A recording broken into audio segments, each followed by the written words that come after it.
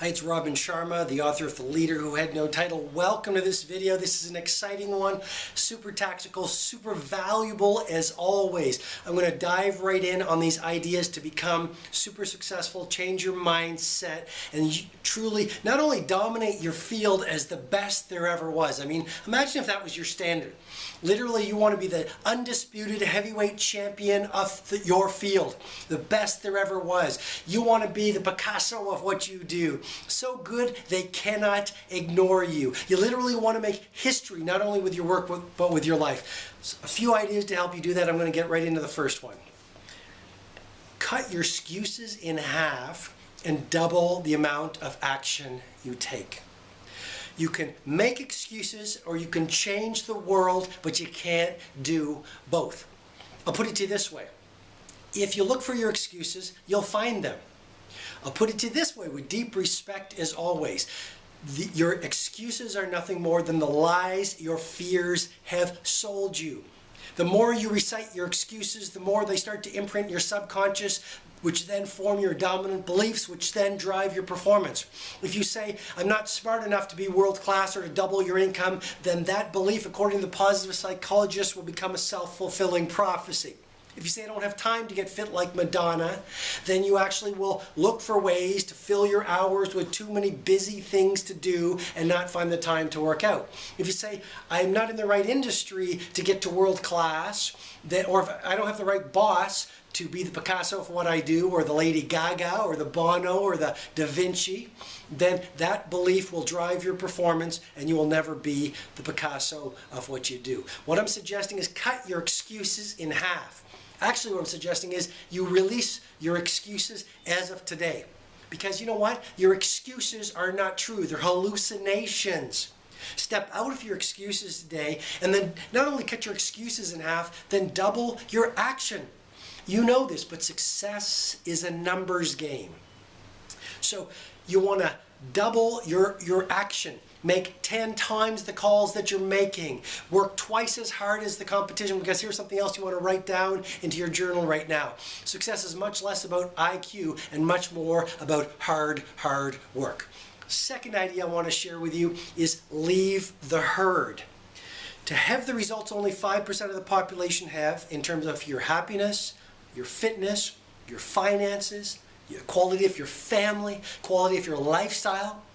To have those results that only 5% have, you must be willing to do what only 5% have the guts to do. Which means you have to leave the herd. Most people in the world right now are card-carrying members of the cult of mediocrity. So as you start to say, you know what, I want to be the best in the world at what I do. I want to be super fit. I want to have the prosperity and money I've always dreamed of.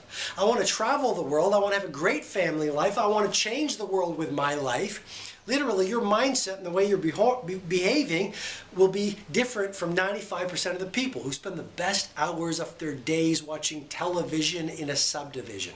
I mean, most people gossip too much, drink too much, worry too much, complain too much.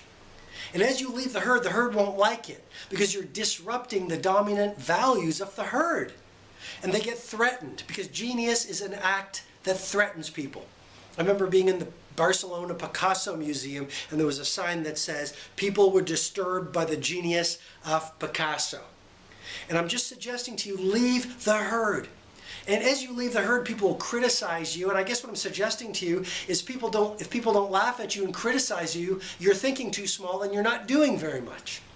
Have the guts to leave the herd. Have the guts to be laughed at. All geniuses were first laughed at before they were revered. Third idea, grit. Dig grit. What does dig grit mean?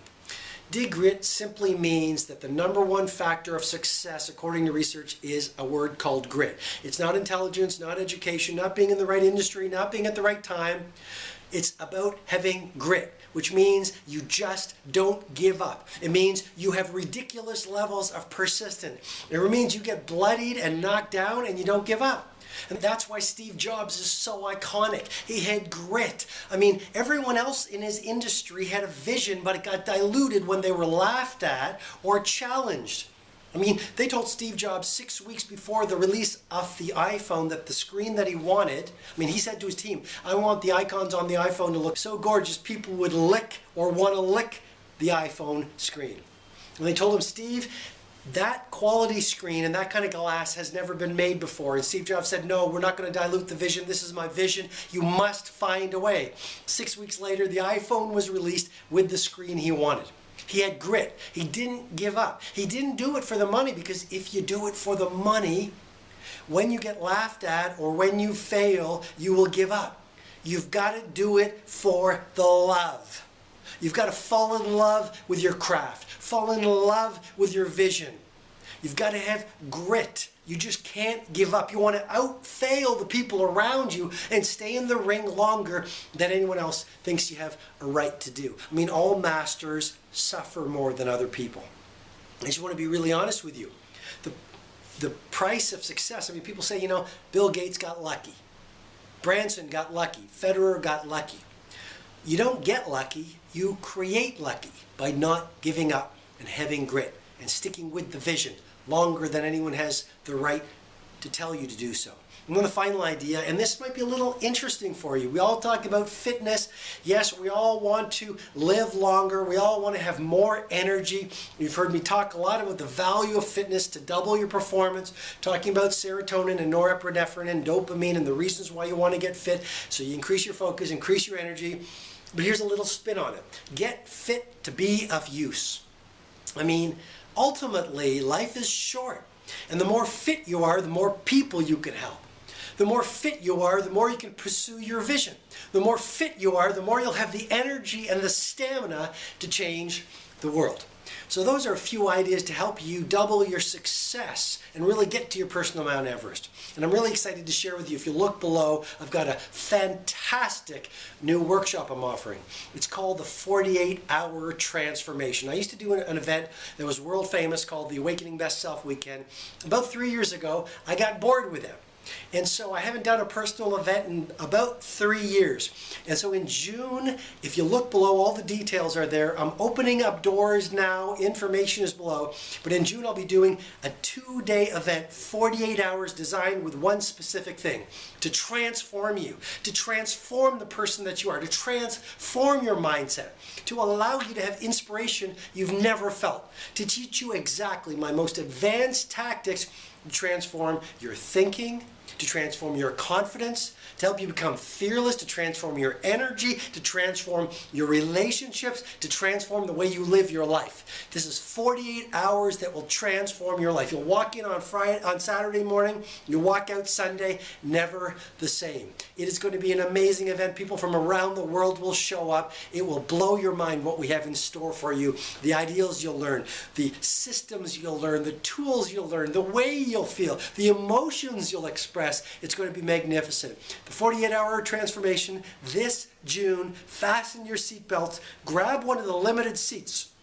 All my events completely sell out. So grab one of the limited seats while you can. I will see you at the 48-Hour Transformation. Until I meet you personally in June, and until you and I spend those 48 hours together with some of the best thinkers in the world, stay great, chase your fears, overcome them, and present your Picasso to the world.